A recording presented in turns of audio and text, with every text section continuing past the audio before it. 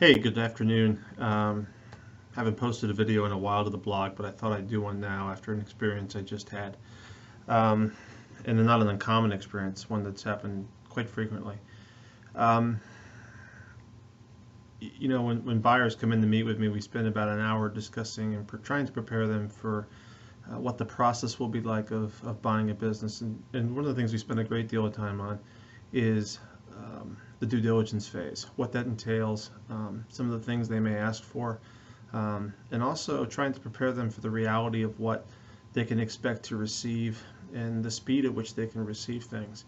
As a broker, one of the frustrating things is that business owners, not really of any fault of themselves, but a general small business, $500,000 and under, that business owner is pretty busy, and entering in data into QuickBooks for a pretty presentation is not always a priority, particularly at peak seasons and times of the year where their, normal life gets in the way, i.e. times like now, like Christmas time. So, the reason for the post today was I had a buyer looking at an industry that's pretty common here in Central Florida called vacation rental management, and Christmas happens to be, as you can imagine, one of the busier times of year. Long and the short of it, buyer walked in, we met, he kind of described what he was looking for in the category. I happened to have something in the inventory that met that specific need that I thought would be a good fit. But I had to explain to him, hey, it's Christmas time. It's going to be a little bit challenging to gather up information. These guys are real busy this time of year, so it's not going to be as speedy as you like. Long story short, buyer got a lot of information and kept asking for more. Some of it pertinent, some of it not. As a broker, I can't say that's a silly thing to ask for. I can kind of point them in the right direction to competent professionals who know what's pertinent and what's not. For example, the buyer engaged an accountant who was concerned about a large amount of goodwill on a seller's balance sheet, on this particular seller's balance sheet.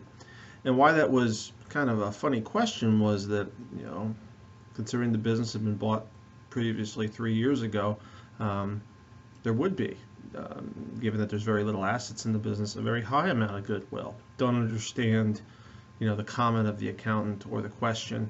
But what that did was create doubt in the buyer's mind. And when a buyer is emotional and about to make a large financial decision, those types of variables and comments from quote-unquote professionals or outside advisors can skew somebody one way or the other.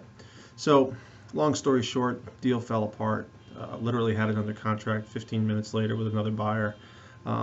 So wasn't really concerned about it, but I thought it is important for buyers to understand, and sellers.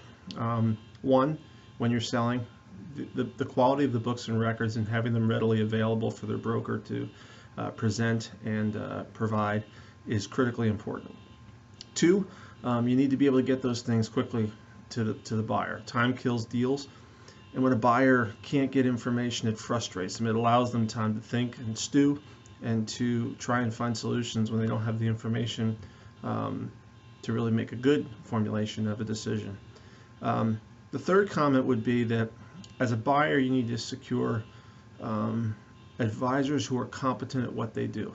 And by competent, I mean not just that they're a CPA or an attorney, but that they have specific experience in the industry that's in question.